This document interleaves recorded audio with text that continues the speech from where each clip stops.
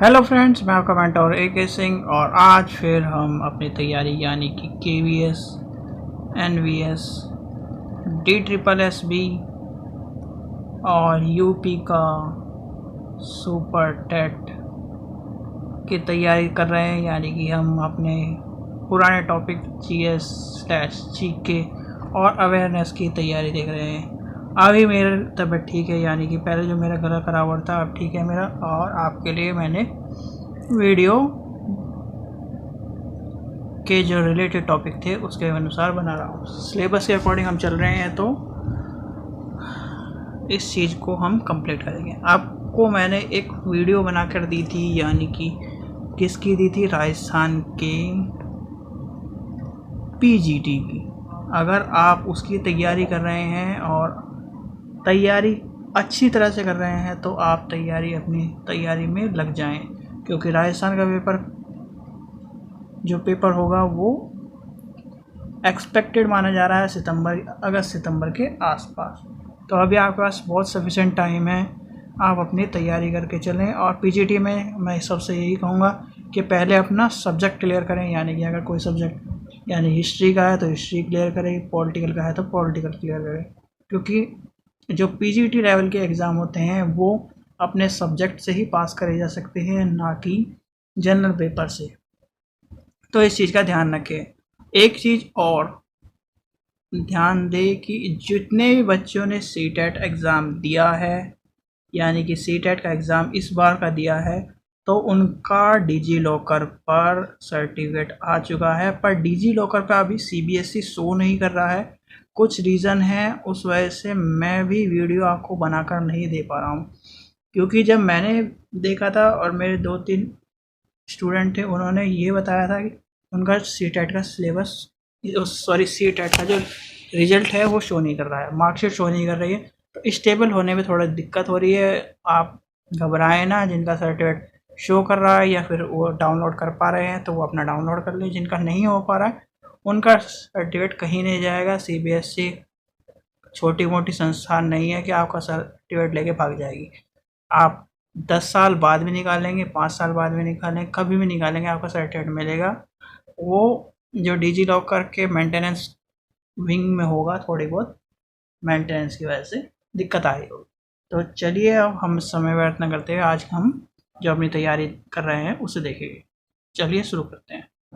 आज हम 8वां भाग देख रहे हैं, यानी कि 8वां भाग देख रहे हैं। इससे पहले हम 7वें भाग देख चुके हैं। तो सबसे पहला क्वेश्चन है, जीवन चक्र की दृष्टि से पौधे का सबसे महत्वपूर्ण अंग कौन सा होता है, तो वो होता है पुष्प। ये ध्यान रखें आप इस चीज़ का।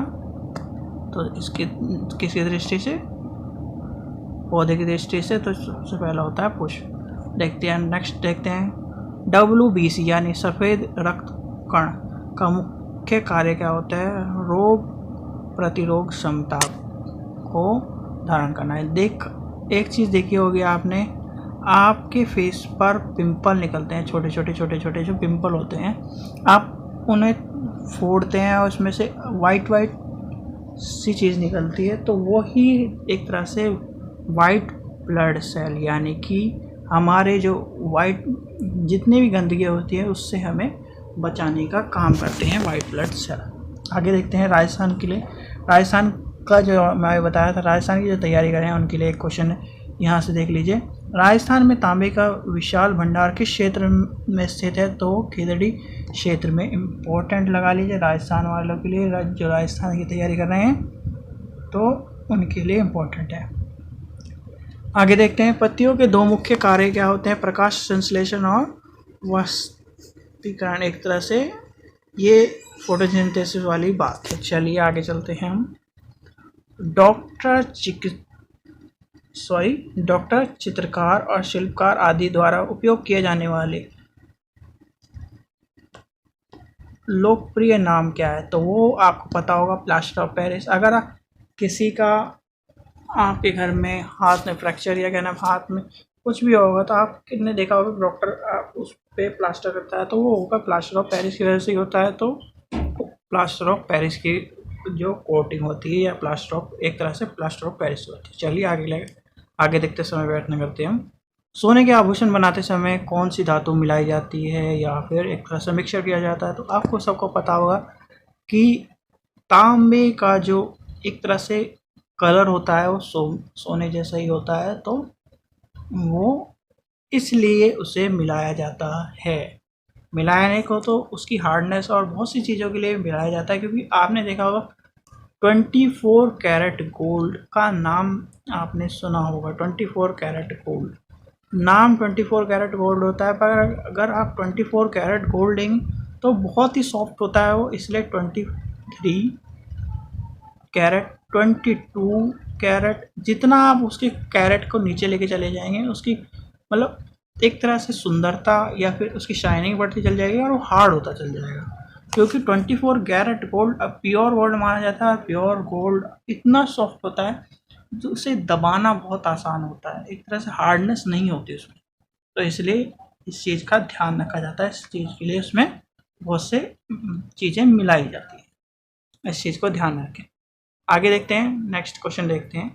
निम्न में से आग बुझाने वाली कौन सी गैस है? ये इम्पोर्टेंट है क्योंकि ये कई बार पूछा गया है और ये साइंस से जितने भी साइंस के पेपर हैं, साइंस वालों के लिए ये ध्यान रखें, साइंस के पेपर में कई बार पूछा गया है कौन सी, तो उसका नाम है कार्बन डाइऑक्साइड। नेक्स्ट देखते हैं, रात में पेड़ के नीचे सोना हानिकारक क्यों है? आपने देखा होगा कि पहले ये कहते थे कि पेड़ के नीचे नहीं सोना चाहिए, पीपल के पेड़ के नीचे नहीं सोना चाहिए, बहुत से पेड़ के नीचे नहीं सोना चाहिए। क्यों नहीं सोना चाहिए? ये कहते थे कि भूत आ जाएंगे, प्रेत आ जाएंगे, इस तरह की चीज़ें कहा जाती थी। क्यों कही जाती थी? क्योंकि उसके नीचे रात को सोने के बाद कार्बन डाइऑक्साइड वो रिलीज़ करता था और हमें जो चाहिए वो चाहिए ऑक्सीजन। ऑक्सीजन चाहिए और ऑक्सीजन चाहिए तो हमें कार्बन डाइऑक्साइड हमारे लिए हानिकारक होगी और हमें एक तरह से नुकसान पहुंचाएगी। चलिए आपको एक चीज़ आपको कमेंट सेक्शन में बतानी है, उन पेड़ों के नाम बताइए या जो हमें 24 घंटे यानी 24 आवर ऑक्सीजन प्रदान करते हैं, रात हो चाहे वो दिन हो। नेक्स्ट देखते हैं, मानव शरीर में प्रचुर मात्रा में कौन सा तत्व होता है? तो वो होता है ऑक्सीजन। चलिए आगे चलते हैं। टमाटर सॉस में पाया जाता है तो क्या होता है? एसिटिक अम्ल, यानी टमाटर में क्या पाया जाता है? एसिटिक अम्ल। आगे देखते हैं, पत्तियों को हरे रंग किसके द्वारा प्राप्त होते हैं? तो क्लोरोप्लास्ट, यानी कि ये इम्पोर्टेंट है, ये भी साइंस वालों के लिए इम्पोर्टेंट है, साइंस में कई बार पूछा गया है, तो आप इस चीज़ का ध्यान रखें।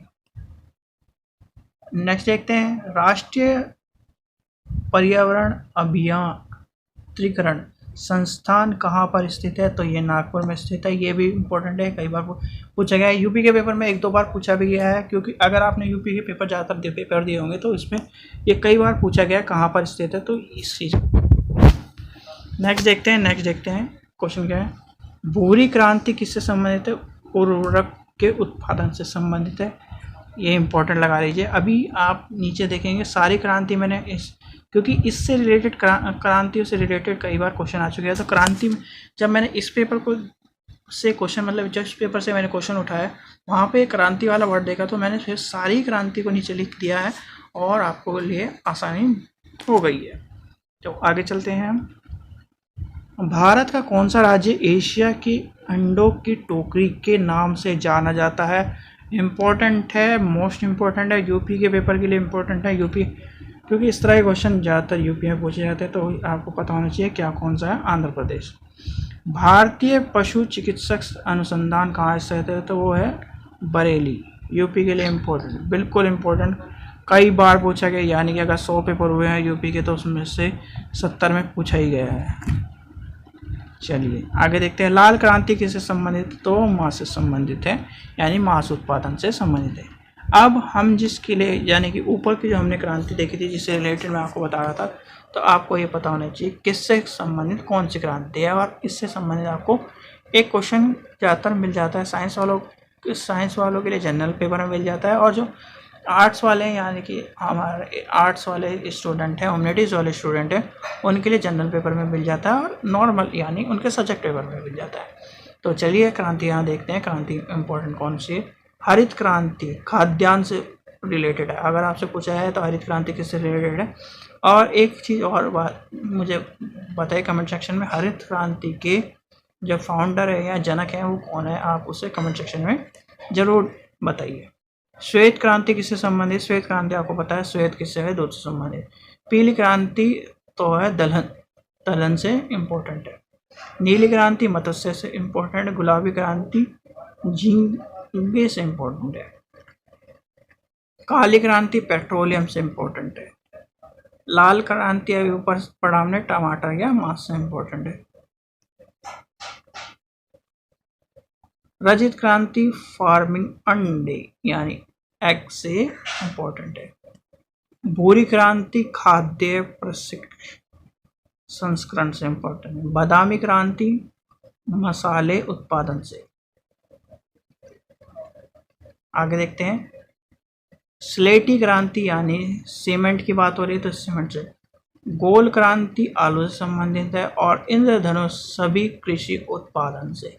तो ये जो है ये एक बार शायद से मेरे ख्याल से मैंने किसी पेपर में देखा था, वो भी टीचिंग एग्जाम का पेपर था, मुझे याद नहीं आ रहा, पर वो ये पेपर जिसमें पूछा गया था वो शायद एमपी का पेपर था, नहीं कौन सा पेपर था। तो आप उस चीज़ का ध्यान रखें और ये इंद्रधनुष वाली यानी कि ये क्रांति पूछी गई, तो इसलिए आप इस चीज़ को ज़रूर ध्यान में रख लें।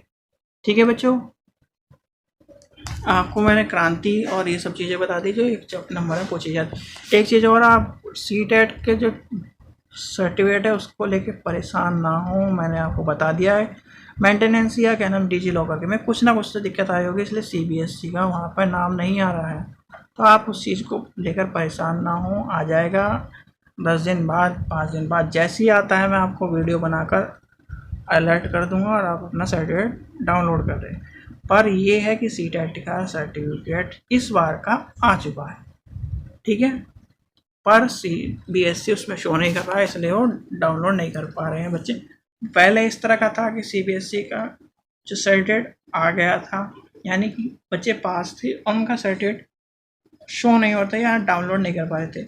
क्या पता उसी कारण से वो थोड़ा सा मेंटेनेंस में आपको उस सीबीएसई के लिए वो हटाया हो लोगों, या फिर मेंटेनेंस की वजह से थोड़ा सा कुछ भी हो सकता है। आप परेशान ना हो और उस चीज़ के लिए जो भी होगा आपने पास कर लिया, अच्छी बात है, आपने पास किया, बहुत ही अच्छी बात है। अब आप नेक्स्ट तैयारी पर लग जाइए, जो अपने टीजीटी पीजीटी जिसकी भी तैयारी कर रहे हैं आप उसमें लगिए, क्योंकि जॉब इम्पोर्टेंट है। आपने एग्ज़ाम क्लियर कर लिया, अच्छी बात है।